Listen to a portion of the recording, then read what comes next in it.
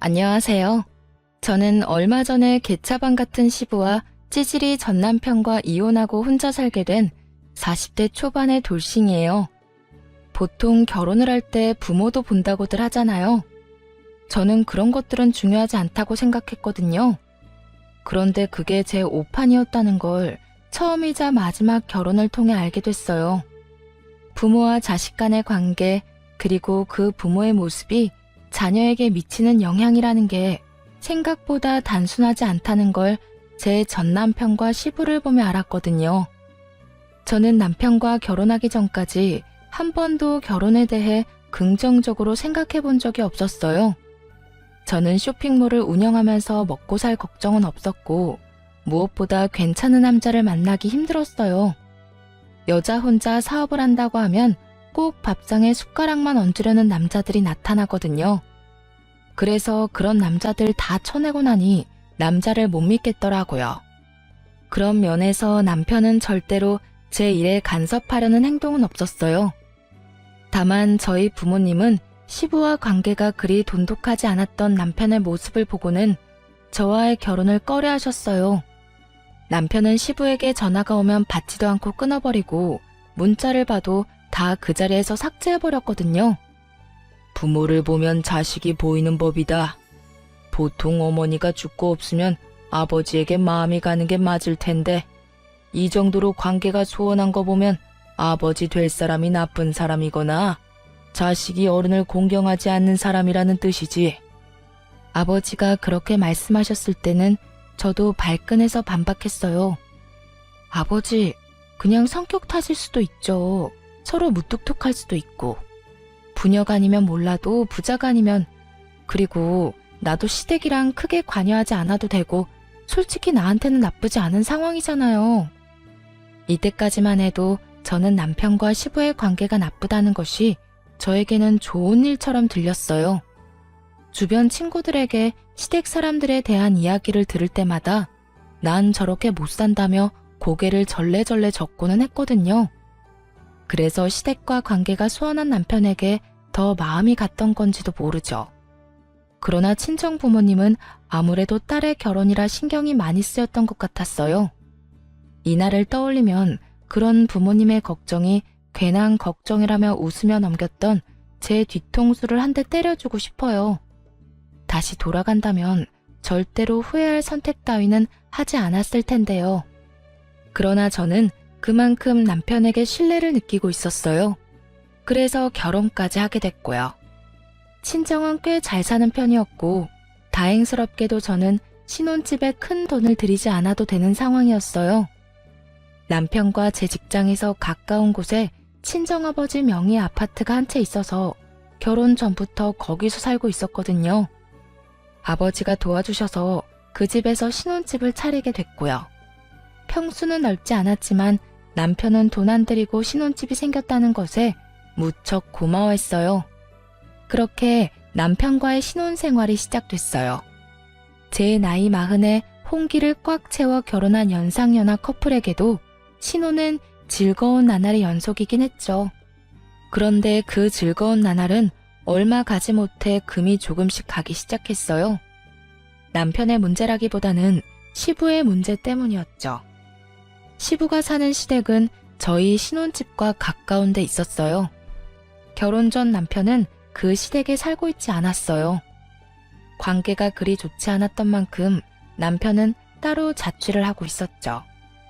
시댁과 신혼집이 가까웠지만 남편이 시부와 가깝지 않았기에 저도 시부와 그 정도 관계를 유지하게 될 거라고 생각했어요. 그런데 그 생각이 완전 잘못된 거였죠. 시부는 남편이 아니라 제게 연락하기 시작했어요. 세아가, 우리 집에 냉장고가 고장이 나서 뭘 할 수가 없구나. 반찬이 다 쉬어빠져서 이 여름에 보관도 못하고 수리를 하자니 너무 낡아서 수리가 될지 걱정이고 사자니 돈이 없고. 남편이 시부의 연락을 다 씹어대니 시부가 저에게 전화를 하는 건 정해진 순서였죠. 그렇다고 제가 시부 연락을 남편처럼 다 무시할 수는 없는 노릇이잖아요. 네, 아버님. 그이랑 상의해보고 연락드릴게요. 일단 남편 이름을 팔고 남편에게 전화를 했죠. 아버님 나한테 연락 오셨어. 시댁 냉장고가 고장났다고 하시는데 어떻게 할까? 당신한테 연락 왔어? 웬만하면 무시하라고 말하고 싶은데 당신 입장도 좀 그럴 테니까 당신이 대충 알아서 해줘. 수리 필요하면 수리해도 되고 사야 된다면 원룸에 들어가는 작은 거, 싼 거 사드려도 되고 어떤 일을 해도 내가 했다고 이야기하면 아버지도 수긍할 거야. 돈 없어서 안 해줬다고 해도 뭐라 하시지 못할 테니까 사실 무시하는 게 제일 좋긴 한데. 남편 말에 저는 생각보다 크게 놀라고 말았어요. 관계가 나쁘다는 것은 알았지만 대놓고 무시하라고 말할 정도로 사이가 나쁜 건지는 몰랐거든요. 그 이야기를 듣는 내내 저는 어떻게 해야 하나 싶었어요. 그래서 일단 저희가 모으고 있던 생활비 통장에서 돈을 조금 빼서 시부에게 작은 원룸형 냉장고를 사드렸어요. 기존에 있던 것도 그것과 비슷한 크기라서 다행이긴 했죠. 시부는 제게 고맙다며 이빨은 칭찬만 해주더군요. 그렇게 사건이 일단락되는가 싶었는데 그 뒤로 시부는 무슨 문제만 생기면 저한테 전화를 했어요. 그럴 때마다 하는 말이 항상 가전이 고장났다는 거였죠. 처음에 사준 냉장고, 그 뒤에 중저가 작은 크기의 TV, 전자레인지까지 벌써 3개의 가전을 저희 생활비로 바꿔드렸어요. 그런데 마지막 전자레인지를 바꾸고 한 달도 안 돼서 또 연락이 왔어요. 아가, 요즘에 황사가 너무 심하구나. 집에 환기를 시킬 수도 없고 너무 갑갑해서 그러는데 공기청정기 하나만 집에 놔줄 수 없겠니? 배도 그렇게 좋지 않은데 나쁜 공기 쐬려니 여간 불편한 게 아니다. 집에서만이라도 깨끗한 공기 맡고 싶은데 어떻게 안 되겠냐? 한마디로 공기청정기를 사달라는 거였죠. 저는 시부에게 말했어요. 아버님, 저희도 요즘에 돈 나갈 곳이 많아서 이렇게 자주 사드릴 수는 없어요. 일단 모아놓은 돈도 거의 다 떨어져서 이번 공기청정기 사는 것도 아슬아슬하네요. 다음부터는 저희도 마련해드리지 못할 것 같아요. 저는 돌려서 말하면 시부가 또 눈치 없이 요구할까봐 일부러 대놓고 앞으로는 사주지 않겠다고 말했어요.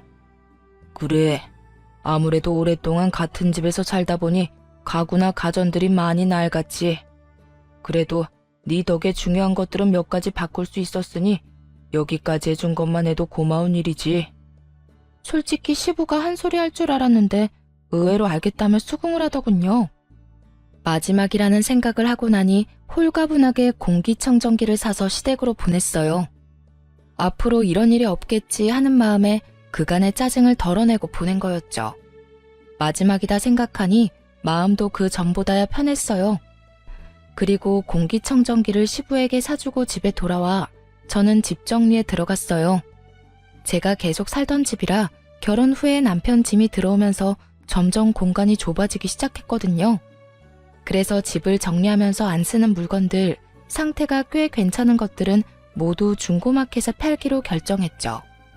그런데 중고마켓에서 글을 올리려고 했는데 바로 보이는 화면에 제가 시부에게 사준 것과 동일한 공기청정기가 딱 올라와 있더라고요. 올린 지 얼마 안 된 게시물이었는데 그것도 미개봉으로 올라와 있더군요. 인기가 많은 모델이 아니었기 때문에 정확하게 기억하고 있었거든요. 이상하다 싶어서 사진을 확인해 봤는데 아무리 봐도 방바닥이며 벽지가 시부 집에 있는 것과 똑같은 거였어요. 저는 글 주인의 거래 내역을 확인했어요. 예전에 올린 글들도 전부 미개봉 상품이었는데 하나도 빠짐없이 제가 시부에게 사준 가전들이었죠. 설마 아니겠지 하는 마음이 들면서도 제발 내가 생각하는 그런 게 아니길 바랬어요. 설마 시부가 저한테는 가전이 필요하다고 해놓고 미개봉으로 팔아먹었나 싶었거든요. 그래서 직장 동료에게 부탁해서 직거래 성사시켰어요. 그리고 동료 대신 직접 제가 거래를 하기로 한 장소로 향했고요. 그곳에는 시부가 떡하니 서 있었어요. 공기청정기를 가지고. 주소 봤을 때부터 확신이 됐어요. 시부 집 바로 앞에 있는 공원이었거든요. 며느라가, 네가 왜 여기 있는 거냐? 시부 표정이 아주 가관이었죠. 게다가 공기청정기를 몸으로 가리려고 시도하는 것을 보니 더 열받았어요.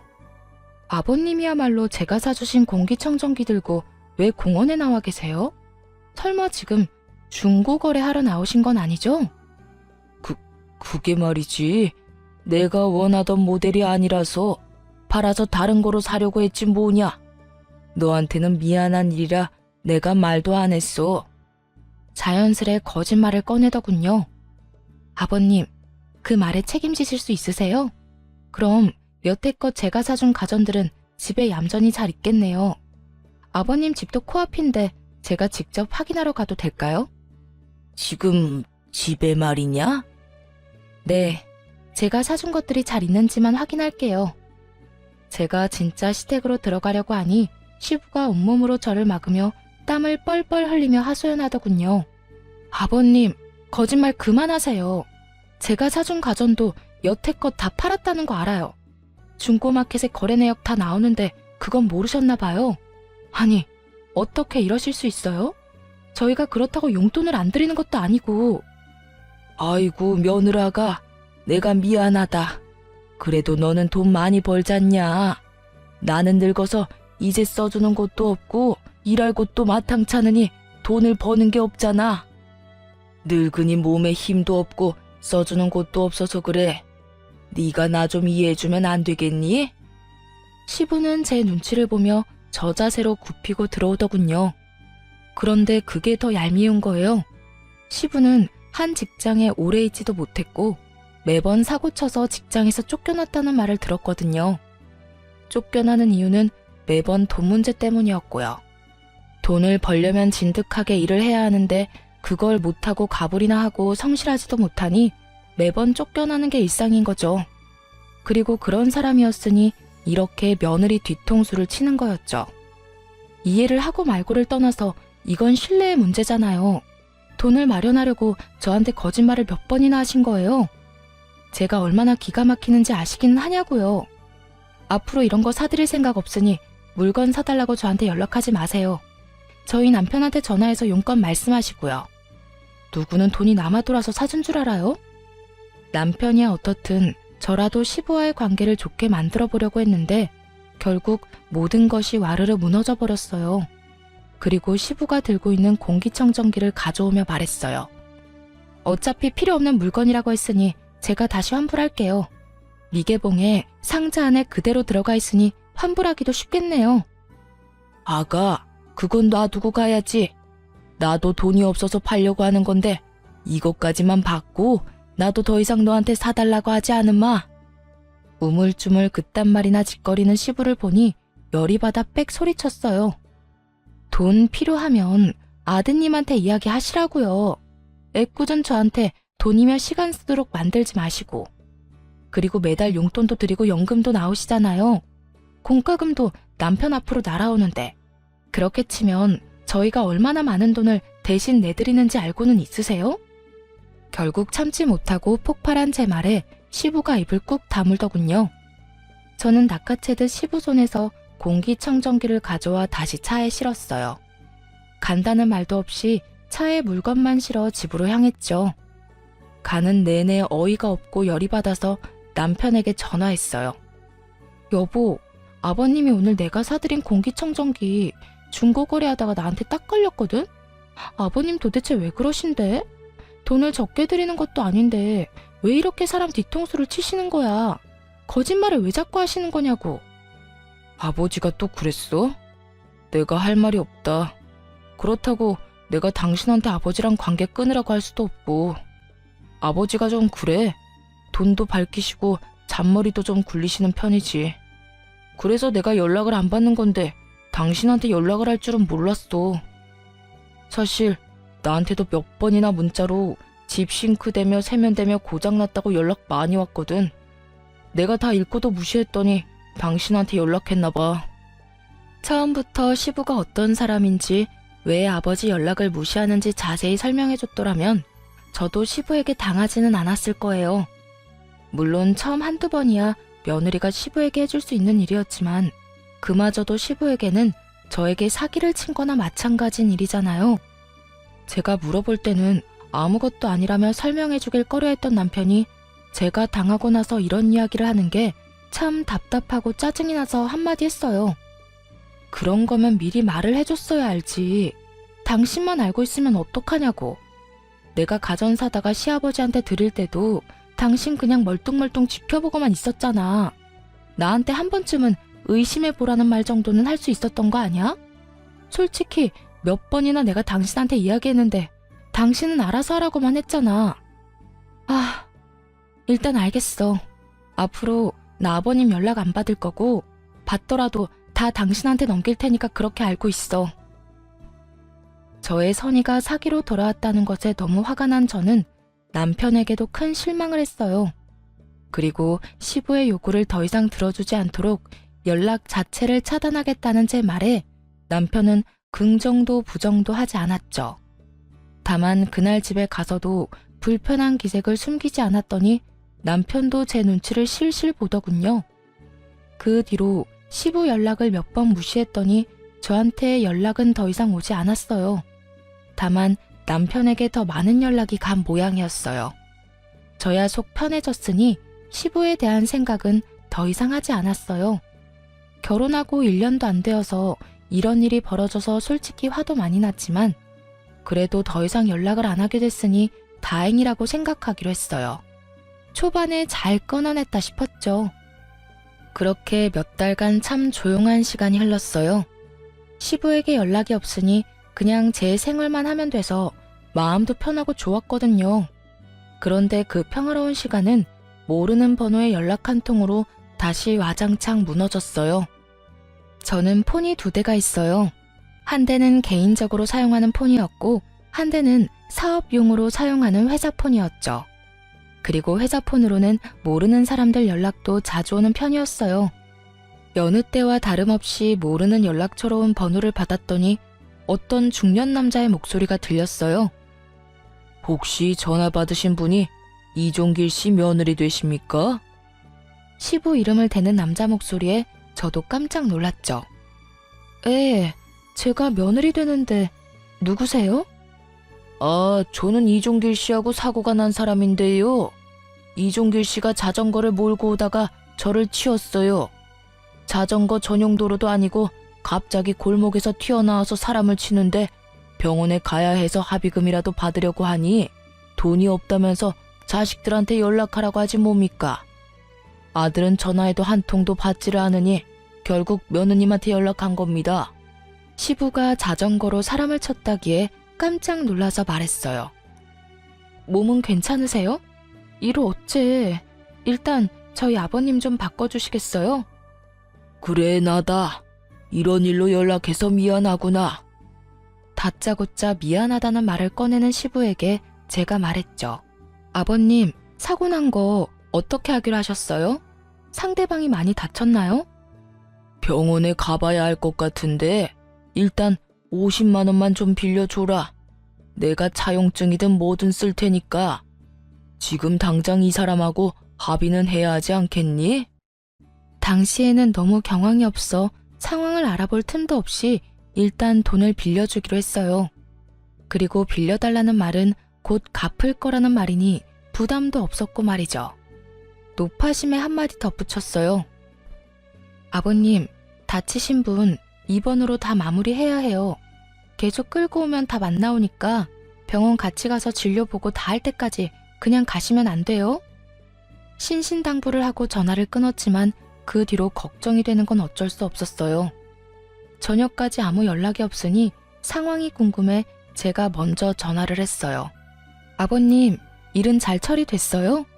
뒷말 안 나오도록 잘 해결하신 거 맞죠? 그래, 다 해결 잘 됐다. 네가 돈을 빌려줘서 그걸로 합의금이랑 치료비 했어. 그 돈은 내가 나중에 꼭 갚으마. 고맙다, 며느라가. 그렇게 말을 하는 시부를 보며 시부도 반성을 했나 싶은 생각이 들었어요. 게다가 자전거로 친 사람이 생각보다 상태가 괜찮다는 말에 안도의 한숨을 내쉬었죠. 경황이 없고 너무 놀랐지만 잘 해결됐으니 말이에요. 그런데 그 한 달 뒤 이번에도 모르는 사람에게 전화가 왔어요. 상대방은 전화를 한 시점부터 이미 화가 나 있었어요. 여보세요? 이종길 씨 가족이요? 네? 네, 맞는데 누구세요? 아니, 멀쩡히 주차된 차를 자전거로 박아서 엉망을 만들었잖아요. 이거 어떻게 책임지실 거예요? 아들은 전화 받지도 않고. 이거 다 고치려면 못해도 100만 원은 넘게 나올 텐데. 그쪽 시아버지라는 사람이 돈 못 주겠다고 버티고 있으니 내가 답답해서 가족한테 연락한 거요. 또 사고 소식이었어요. 이번에는 자전거로 주차된 자동차를 박았다고 하더군요. 결국 이날도 150만 원을 시부에게 빌려줬어요. 시부는 절대 돈을 달라고 하지 않았어요. 빌려달라고 했을 뿐이지. 그러니 뭐라 할 수도 없고 괜히 짜증나고 열받는 마음에 남편에게 전화해서 화냈어요. 여보, 아버님이 자전거 타고 다니면서 여기저기 사고 엄청 내고 다니는 거 당신 알아? 뭐? 그런 일이 있었어? 나야 모르지. 전화는 안 받았으니까. 그리고 요즘에는 나한테 연락도 안 오시던데. 모르는 번호로 연락 한 번도 안 왔어? 당신한테 전화했었다는데? 당신이 전화 안 받아서 나한테 전화하는 거라고 그랬는데? 그 말을 들으니 더 화가 났어요. 당연히 이런 일이 생기면 아들한테 연락하는 게 정상이잖아요. 이 시부는 아들한테는 씨알도 안 먹힐 걸 알고는 저한테만 연락을 한 거예요. 아버님이 나한테 빌려가신 사고 합의금만 200만 원이야. 그거 분명히 빌려달라고 해서 빌려드린 거고. 그런데 처음엔 빌려간 돈도 안 갚고 벌써 두 번째 사고 합의금도 빌려가셨거든? 돈 안 갚으실 것 같으니까 당신이 어떻게 좀 해봐. 아, 당신도 너무하네. 돈도 잘 벌면서 그 정도도 못해줘? 너도 가만 보면 사람이 인정머리가 없어. 뭐? 아버님 무시하라고 한 사람이 누군데 이제 와서 인정머리 타령이야. 그래서 가정 갖다 팔아버린 건 안 돌려받았잖아. 그거라도 악착같이 돌려받을 걸 그랬어. 그리고 당신 아버지가 사고친 걸 왜 내가 해결해야 하는데? 내가 당신이랑 결혼했다고 해서 당신 아버지가 진짜 내 아버지가 된 것도 아니고. 그렇게나 아버지 생각하면 당신이 알아서 다 해야지. 여태껏 시아버지 연락 다 씹어놓고 모른 척한 사람이 할 말은 아니지. 왜? 너도 결혼하니까 없던 효심이 막 생기고 그래? 와이프한테 대리오도 시키고 싶냐? 제 말에 남편놈이 기가 차다는 듯이 쳐다보더군요. 제가 틀린 말을 한 건 아니잖아요. 남편이 시부에게 어떻게 행동하는지 제가 싹 다 봤는데 이제 와서 효자 노릇을 하려고 하는지. 됐다 됐어. 내가 당신이랑 무슨 말을 해? 돈을 잘 벌면 뭐해. 인간이 안 됐는데. 가족 소중한 줄도 모르고. 그딴 말을 짓거리며 남편이 쾅 문을 닫고 나가버리더군요. 완전 어이가 없었어요. 화를 낼 사람이 누군데 지가 화를 내요? 저도 빈정이 상할 대로 상했고 거의 2주가 넘도록 남편과 냉전을 유지하고 있었어요. 당연히 이 상황이면 남편이 고개를 숙이고 들어와야지 제가 사과를 할 필요가 없잖아요. 그런데 그렇게 남편과 싸우고 2주 뒤 시부에게서 또 한 번 연락이 왔어요. 아가, 내가 이렇게 계속 연락하니 미안하구나. 다른 게 아니라 내가 걸어가다가 사람하고 부딪혔는데 그 사람 핸드폰이 박살이 났어. 100만 원은 넘게 필요할 것 같은데 어떡하지? 이쯤 되니 합리적인 의심이 들더군요. 사고가 이렇게 연달아 날 수가 있을까요? 저는 냉정하게 시부에게 말했죠. 아버님, 그러면 일단 폰 들고 수리센터 가셔서 수리를 먼저 하고 있으세요. 제가 그쪽으로 가서 직접 확인하고 수리비 드릴게요. 저는 직접 가기로 했어요. 여태껏 전화로만 상황을 전달받았을 뿐 그게 진짜로 있었던 일인지는 몰랐잖아요. 그래서 확인을 하기로 했어요. 그랬더니 시부가 화들짝 놀라 그러더군요. 네가 직접 오려고?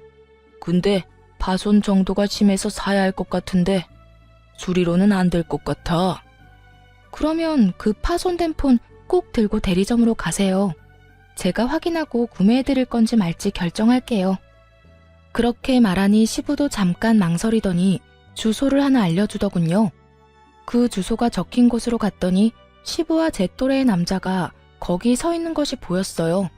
제가 도착하기 직전에 시부와 그 사람을 보았는데 딱 봐도 두 사람 거리가 가까운 것이 모르는 사이처럼 보이지 않더라고요.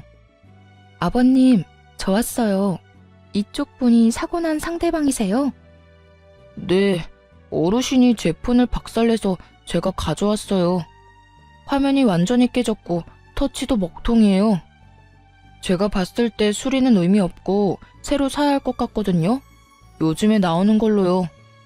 딱 봐도 옛날 모델의 폰이었어요. 그걸 요즘 모델로 바꾸겠다는 남자를 보니 기도 안 차더군요. 그렇지만 오늘만큼은 그냥 해달라는 대로 해줄 생각이었어요. 화장대 깊숙한 곳에 모셔뒀던 그 카드를 가져왔으니까요. 남편이 결혼 직후 만들었던 신용카드였는데 실물 카드로는 안 쓰고 페이로만 쓰다 보니 진짜 카드는 안 들고 다녔거든요. 그걸로 저 남자가 원하는 걸 결제해줄 생각이었어요. 괜찮아요. 카드로 일시불로 구매해드릴 테니까요. 현금만 보내주다가 카드로 결제하니 시부가 약간 당황하더군요. 이번에도 현금을 받을 줄 알았나 봐요. 그런데 시부가 상대방 남자의 눈치를 좀 보더라고요. 아마 현금으로 나오면 둘이서 나눠받을 생각이었던 모양이었는데 제가 카드를 긁으니 생각한 대로 일이 돌아가지 않아서 그런 듯 싶었어요. 게다가 시부는 얼마나 당황했는지 손에 들린 서류를 숨길 생각도 안 하더군요. 일상생활 책임 손해보험을 탈 수 있는 서류요. 신청서랑 견적서 뭐 이런 것들이었는데 그걸로 보험 타면 자기 부담금 빼고 다 나오는데도 저한테 돈을 뜯으려는 속셈인 게 다 까발려진 거죠. 그전에도 그랬을지도 모르죠. 며느리한테 현금 받아가고 또 보험까지 타먹은 거면 보험 사기는 아니지만 며느리한테 사기친 거나 다름없고 저 상대방까지 한통 속이면서 서로 돈 나눠 먹으려고 공사친 거면 보험회사와 며느리 둘 모두에게 사기친 거니까요. 그렇지만 이번에는 그렇게 화가 많이 나지는 않았어요. 남편 신용카드로 결제하는 거라서요. 결제를 하고 나니 시부와 사고 당사자는 급히 가봐야 한다며 저를 두고 나가더군요. 그리고 시부와 헤어진 바로 직후에 남편에게 전화가 왔어요. 응, 나야. 이거 뭐야? 180만 원? 당신 지금 어디서 뭐해?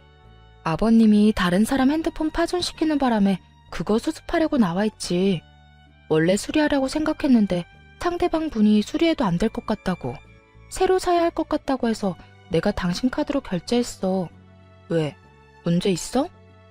아니, 그걸 왜 내 카드로 사는데? 그럼 왜 내가 계속 돈을 내야 해? 당신 이상하네. 원래라면 아버님이 친 사고 당신이 수습하는 게 맞는 거 아니야? 나는 며느리 집 딸이 아니잖아. 며느리는 가족 아니야? 너 이렇게 성격 못된 애였어? 돈 뒀다 뭐하게. 너 잘 벌잖아. 그 정도면 네 선에서 해결할 수 있었던 거 아니야? 그러니까 내가 왜 해결해야 하냐고. 당신이 신경도 안 쓰는 아버님 왜 나한테 다 맡겨? 한두 번이 아니잖아, 한두 번이. 당신이 언제부터 효자였어? 나한테 신경 쓰지 말라고 하더니 왜 또 갑자기 못해줬다고 난리야. 잘해주고 싶으면 네 돈으로 잘해드려. 그리고 내가 네 가족이 원할 때마다 돈 인출해줘야 하는 통장이야? 어디서 사람을 호구 취급하고 난리야? 내가 이 땅 꼴 보려고 너랑 결혼한 줄 알아? 너 말 잘해. 너 돈 많다고 언제까지 내가 너한테 굽실거려야 하는데? 이런 식이면 나 너랑 못 살아. 굽실거린 적 없던 남편놈이 이딴 말을 꺼내니 진짜 기가 차서 열이 얼굴로 확 오르더라고요. 살지 마. 누구는 이렇게 살고 싶겠어? 그리고 네가 언제 나한테 굽실거렸어? 이런 식이면 못 산다고? 내가 할 말이다, 이놈아. 해, 이혼. 뭐하러 눈치 보고 있어? 말 한 번 잘 꺼냈네. 네가 안 하면 내가 그 말 하려고 했는데 잘 됐네. 내 눈이 병신이었지. 어디서 이런 인간이랑 결혼을? 결국 화를 못 참은 제가 남편놈 말에 이혼을 하자고 선언하고 전화를 확 끊어버렸어요. 남편놈이 당황한 듯 다시 연락 와서 그런 거 아니라고 홧김에 말 좀 잘못한 거 가지고 무슨 이혼이냐며 난리였지만 저는 눈도 깜짝 안 했어요. 입 밖으로 꺼낸 말 책임져. 나랑 못 살겠다며. 나도 네 의견 존중한다니까. 한 입으로 두말하지 말고 그냥 네가 원하는 대로 해줄게. 그리고 오늘 집에 들어오면 당장 짐 싸서 나가. 네 얼굴 꼴도 보기 싫으니까. 결국 남편 놈은 제게 애원했지만 제가 받아주지 않았고 그렇게 저희는 빛과 같은 속도로 이혼을 했어요. 결혼한 지 1년도 안 되어서 이혼한 거죠. 결혼 기간이 짧아서 이혼도 빠르게 됐어요. 나눌 것도 없었고 서로 가져온 만큼 가져갔죠. 그렇게 이혼하는 동안 다행인지 불행인지 시부는 연락을 한 번도 안 했고 저는 당연히 시부가 우리 이혼에 대해 알게 됐기 때문에 연락이 안 오는 거라고 생각했어요. 그런데 이혼이 다 된 후에 시부에게서 전화가 한 통 왔어요. 이혼을 했는데 전화를 할 정도면 뭔가 큰일이 있어서 그런가 싶어서 전화를 받았는데 시부가 굉장히 급한 목소리로 용건부터 건네더군요. 아가, 내가 급해서 그러는데 돈 좀 빌려줄 수 없겠냐? 아들 녀석이 전화를 안 받아서 그래. 내가 실수로 외제차를 박았는데 차주가 500만 원이나 달라고 하네. 너도 알다시피 내가 그 큰 돈이 어딨냐? 내가 믿을 사람이 너뿐이라 그래. 가족 좋다는 게 뭐냐? 이럴 때 돕는 거지. 내가 꼭 그 돈 갚아줄 테니까 한 번만 더 도와다오.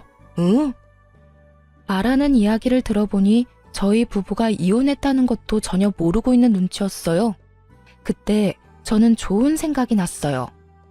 아버님, 제가 예전에 빌려준 돈 200만 원이요. 그것도 빌려가시고는 안 갚으셨잖아요. 그거 먼저 갚아주지 않으시면 더 이상 돈은 못 빌려드려요. 여태껏 빌려준 돈도 갚지 않는데 제가 뭘 믿고 500만 원이라는 큰 돈을 빌려드려요? 앞에 빌려준 거 갚으시면 또 모를까. 200만 원을 갚으라고? 당장 돈이 없어서 전화를 했는데 돈을 내놓으라니. 못 갚으실 것 같으면 저도 500만 원은 못 빌려드려요. 그럼 전화 끊을게요. 아, 아니다. 내가 지금 200만 원 보낼 테니 그거라도 빌려다오. 시부는 얼마나 급했는지 허둥지둥 제 계좌로 그때 빌려간 200만 원을 보냈더군요. 저는 돈이 들어온 걸 확인하고 돈부터 다른 계좌로 보냈어요. 급했는지 시부가 다시 전화와서는 한 번 더 저를 재촉하더군요. 지금 돈 보냈으니까 확인해보고 500만 원 지금 당장 보내주거라. 차주가 지금 당장 돈 안 내놓으면 집에 가지도 못하게 할 판이라. 그런데 제가 가만히 생각해보니까 500만 원은 못 빌려드릴 것 같네요. 솔직히 아버님이 저 뒤통수 치신 게 한두 번은 아니시잖아요. 뒤통수라기보다는 거의 사기 수준이었는데. 그러니까 500만 원은 알아서 하시거나 제 전남편하고 이야기하세요. 뭐? 지금 무슨 말을 하는 거야? 전남편이라니? 저희 이혼했어요. 아버님 덕분에요. 여태껏 그것도 모르셨어요? 그래도 이 기회에 서로 주고받은 돈 확실하게 정리하게 돼서 다행이다 싶어요. 그러니까 이 연락처 바꿀 거니까 연락하지 마시고 돈 써야 할 일 있으면 아들한테 연락하세요. 남의 귀한 딸에게 빨대 꽂지 마시고요. 저는 그렇게 말하고 전화를 탁 끊어버렸어요. 길게 할 말도 없었어요. 솔직히 이번에도 저한테 사기치려는 것처럼 보였거든요. 돈도 다 정산했겠다. 굳이 무슨 이야기를 더 할까요?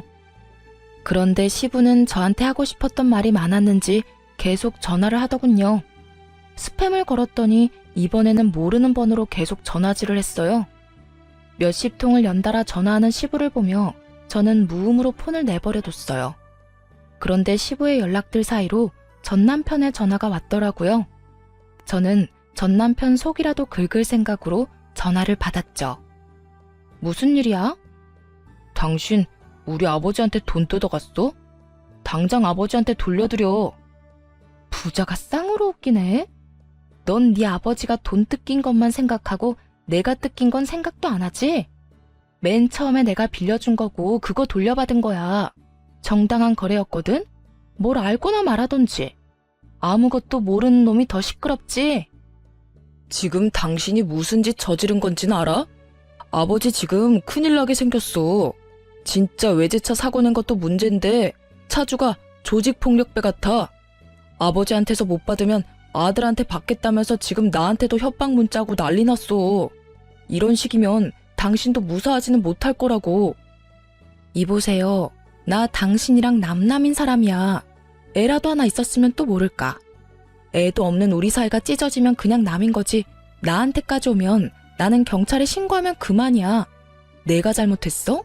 당신 가족이 잘못한 거지. 관련 없는 사람이고 남보다 못한 사이인 거 알면 쓸모없어서라도 나한테 올 일 없으니까 신경 꺼. 진짜 당신 왜 이러는데? 나 죽는 꼴 보고 싶어서 그래? 아무리 남이라도 한때는 같이 산 사람이잖아. 애원하는 전 남편 목소리에 제가 코웃음을 쳤어요. 같이 산 게 뭐가 대수라고? 너야말로 나한테 왜 이러는데? 네가 죽든 말든 내가 뭔 상관이냐고. 돈 200만 원 돌려받은 건 정당한 거야. 내게 빌려간 돈이었으니까 내가 돌려받는 건 당연하고, 사고 나서 생긴 비용은 네가 처리하는 게 맞는 거고. 마누라 없어서 어떡하냐? 돈 대신 내줄 사람 없어서. 그러게, 있을 때 좀 잘하지. 잃고 나서 후회하면 다 무슨 소용이래? 어찌됐건 나는 이제 당신 집안이랑 상관없는 사이니까 이런 일로 전화하지 마라. 기분 더러우니까. 그렇게 전화를 끊고 나니 속이 다 시원하더군요. 나중에 전해 듣기로 결국 전 남편은 조폭 같은 남자에게 시부 대신 500만 원을 지급하며 돈을 날렸고, 저는 시부가 제게 빌려간 돈 200만 원을 고스란히 돌려받을 수 있었어요. 시부의 패착은 아들 부부가 이혼 상황이라는 걸 몰랐다는 거겠죠. 전 남편도 웃긴 게 이혼 전에는 시부를 가족으로 생각하니만이 이따위 망언을 짓거리더니 결국 이혼한다는 이야기조차 시부에게 알리지 않을 정도로 시부와 관계가 좋지 않았다는 점이에요. 본인은 불효를 해도 당연하고 와이프는 무조건 효도를 해야 한다는 전 남편의 생각이 고스란히 드러나는 부분이었죠. 그걸 보고 나니 마누라에게 대리효도 시키려는 천하의 나쁜 놈과 이혼하게 된 것이 제 일상에서 가장 잘한 일이 아니었나 생각하게 됐어요. 그렇게 전 남편과 이혼하고 2년 동안 일을 자식과 남편 대하듯 아끼며 열심히 키워나갔어요. 쓸데없는 시댁일에 신경을 덜 쓰게 되니 일에 탄력이 붙어서 매출도 많이 좋아졌죠. 그렇게 이혼 후 2년 동안 쉬지 않고 달려온 제게 전 남편의 재혼 소식이 들려왔어요. 바로 SNS를 통해서요. 청첩장 사진이 떡하니 올라왔는데 솔직히 상대방 여자에게 딱한 마음뿐이었어요. 어쩌다가 저런 인간 같지도 않은 놈을 만났을까? 딱 그런 마음만 들었어요. 그렇다고 제가 관여할 만큼 사람 좋은 것도 아니니 신경 끄려고 했죠. 그런데 여동생이 전 남편의 재혼 상대와 찍은 웨딩 사진을 보더니 엄청 당황하더라고요. 이 사람이 언니 전 남편 재혼 상대라고? 나 아는 사람이라고. 세상에 미쳤나봐. 어떻게 이 사람이랑 결혼을 해? 왜 누군데? 너랑 친한 친구라도 돼? 엄청 친한 건 아닌데 나랑 고등학교 동창이야. 같은 반 된 적은 없는데 같은 학원에 다녀서 겹치는 친구가 있거든. 아니 그리고 이 친구 지금 변호사야. 그런데 이런 남자랑 결혼을 한다고? 그것도 초혼인 여자가 돌싱남이랑? 다 알고 결혼하는 건 아니겠지? 안 되겠어. 내가 말리기라도 해야지. 야 됐어. 남의 연애 사정에 간섭하는 거 아니야. 그냥 놔둬. 문제 생기면 알아서 떨어져 나가겠지. 그리고 거기 구멍이 전 남편 하나는 아니잖아. 그 시부가 여전히 똑같은 짓거리 하고 다니면 모르고 싶어도 모를 수 없겠지. 그래도 내가 모르는 사이면 모르겠지만 알고 지내는데도 입 다물고 있는 건 좀... 그렇다고 네가 이야기하면 그 여자가 좋아하겠어? 괜히 나섰다가 너 듣기 싫은 말만 할지도 모르지. 나도 안에서 새는 바가지가 밖에서 안 셀 리가 있겠어? 가만히 놔둬도 지 무덤 열심히 파고 있을 테니까. 인사만 하고 지내는 친구라도 그런 친구가 제 발로 지옥으로 걸어 들어가는 건 막고 싶었는지 여동생이 한숨을 푹 쉬더군요. 고민 좀 해봐야겠어. 이야기를 할지 말지. 그런데 한 달쯤 뒤에 전 남편의 계정에서 청첩장이 싹 사라졌어요. 웨딩 관련 사진들도 다 없어지고요. 무슨 일이 생겼구나 싶어 동생에게 연락해보니 자기가 말했다고 하더군요. 그 친구에게 제가 전 남편과 이혼하게 된 경위와 시부의 만행을 모조리 알려줬다고 하더군요. 특히 시부가 상대방과 짜고 사고 난 것처럼 꾸며서 저한테 합의금조로 돈 받아가고 그 후에 보험까지 타서 먹었다는 이야기를 했대요. 변호사니까 범법과 관련된 일에는 예민할 수밖에 없으니 그쪽으로 건드려봤다는데 그게 효과가 있었던 모양이더라고요. 처음에는 동생의 의도를 오해해서 꽤 미워했다고 하던데 그 뒤에 시부가 그 예비 며느리에게 사고가 났다며 돈을 달라고 했다더군요. 사람이란 게 의심이라는 게 한 번이라도 들기 시작하면 끝도 없이 생기기 마련이거든요. 설마 하는 마음으로 가득한데 거기서 시부가 도화선을 당겨버렸으니 그 예비 신부가 자세히 알아봤던 모양이에요. 당연히 시부는 저에게 했던 것과 똑같이 아는 사람과 짜고 예비 며느리에게 돈을 타고 보험금까지 타먹으려고 한 상태였고 그 모든 사실을 알게 된 여자가 시부의 범죄 행동에 놀라 결혼식 직전에 전 남편과 파혼하고 시부를 보험회사에 보험 사기로 신고했다더군요. 전 남편은 결국 결혼 비용을 다 날리고 시부는 저와 전 남편이 이혼했던 시기에 보험 사기로 벌금형을 몇 번 받은 적이 있어서 결국 이번에는 실형을 살게 됐더라고요. 그 이야기를 듣는데 어쩜 속이 얼마나 시원하던지. 전 남편과 그 가족인 시부와 엮일 뻔했던 그 친구는 여동생을 찾아와 고맙다며 인사까지 하고 갔다고 해요. 의심하지 않았다면 자기도 모르게 선뜻 도와줄 뻔했다고 말이죠. 속이 시원한 저와는 달리 전 남편은 아주 속이 불편했던 것 같더라고요. 그 파혼 몇 달 뒤에 전 남편이 아주 화가 나서 저를 찾아왔더군요. 당신이 온 동네 내 소문 다 내고 다녔어? 설마 내가 재혼하는 게 짜증나서 내 재혼 막으려고 그런 짓 한 거야? 내 앞길이 그렇게 막고 싶었어? 이 나쁜 년아. 네가 뭔데 나한테 이런 짓을 저질러? 우리 이혼하고 남남인 거 잊었어? 그러면 내가 누구랑 뭘 하든 상관 말았어야지. 누가 누구 앞길을 막아. 뭘 착각하는지 모르겠지만 나는 네 앞길을 막은 게 아니라 그 여자 인생 살려준 거야. 내가 못하러 너 같은 놈 앞길을 막아? 알아서 나락으로 떨어질 놈을. 근데 가려면 너 혼자 가야지. 왜 애꿎은 여자를 끌어들여? 그리고 네가 파혼당한 게 나 때문이 아니지. 그 여자가 당신이랑 당신 아버지에 대해 들었을 때 네 놈한테 파혼하자고 하지도 않았어. 오히려 그런 말을 한 사람을 더 의심했지. 근데 봐. 결국은 당신 아버지가 한 건 했잖아. 돈이 얼마나 궁했으면 결혼 전에 예비 며느리한테 사고 쳤으니 돈 달라고 했겠어. 그 이후에 그 여자가 뒷조사한 건 몰랐나 보네. 너 그걸 말이라고 왜 그런 말을 그 사람한테 했냐고. 그거 명예훼손 모욕죄 그런 걸로 너 소송 걸 거야? 걸어. 명예훼손이랑 모욕죄 최소 성립 요건도 모르는 놈이 어디서 잘난 척은. 소송하고 싶으면 해. 누가 문제 있는지는 법원에서 가려주겠지. 근데 그 전에 이 물건은 좀 가져가. 당신 아버지 우리 집으로 자꾸 편지 보내는데 완전 짜증나거든? 저는 전 남편에게 하얀 편지 봉투 더미가 담긴 봉투를 거칠게 건넸어요. 아, 처음 알았는데 당신 아버지 좋은 데 가셨더라? 그런데 우리 이혼했다고 말했는데도 우리 집으로 편지 넣으시던데 앞으로 이 편지 반송시킨다고 전해줘. 그리고 그렇게 중요하고 효도하고 싶은 아버지면 좀 잘해. 도대체 뭐 하느라 아버지 뒤치다꺼리도 못해? 전 남편은 시부의 편지를 한 통 꺼내 읽고는 분을 사귀지 못하고 얼굴이 벌겋게 달아올랐어요.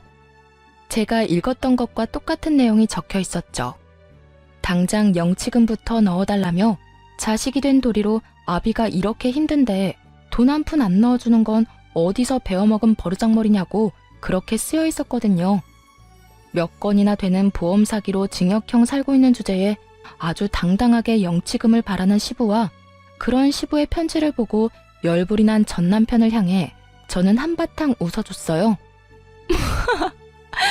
너 얼굴 완전 홍당무 됐어. 이혼 전에는 한 번도 볼 수 없었던 얼굴인데 보고 있으니까 너무 웃기네. 그러게, 잘 좀 하지 그랬어? 하긴 너 잘하긴 했잖아. 남의 돈으로 효도하는 거. 왜? 애써서 잡아뒀던 능력 좋은 예비 신부가 사라지니까 효도 같은 건 생각도 못하겠어? 그러게 좀 작작하지 그랬어. 네가 네 아버지하고 연락을 아예 끊고 살면서 아버지 문제 오픈하고 해결하려 노력했다면 이런 일까지 벌어지지는 않았을 거야. 다 네가 만든 상황이니 어쩌겠어. 그냥 너희 아버지 원하는 대로 영치금이나 듬뿍 넣어줘. 어차피 결혼하려고 모은 돈도 있을 텐데 그걸로 아버지 돈 넣어드려. 효도해야지. 안 그래? 이 인간이 진짜 정신이 나갔나? 왜 이딴 편지를 이쪽으로 보내서 사람 쪽팔리게 만들어? 아, 너무 웃겨서 배 아프네.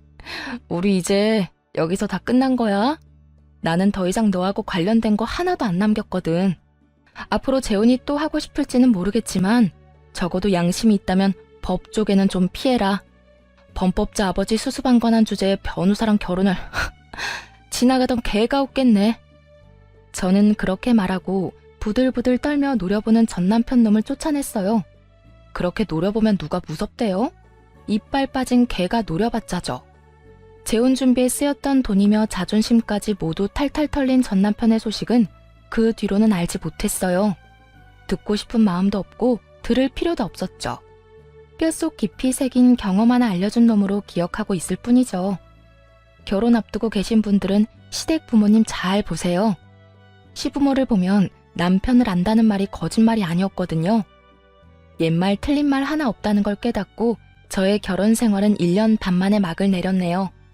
저의 실패를 경험 삼아 다른 분들은 실패하지 않으셨으면 하는 마음으로 제 이혼에 대해 길게 써왔어요. 시간 내서 글 읽어주신 분들 감사합니다.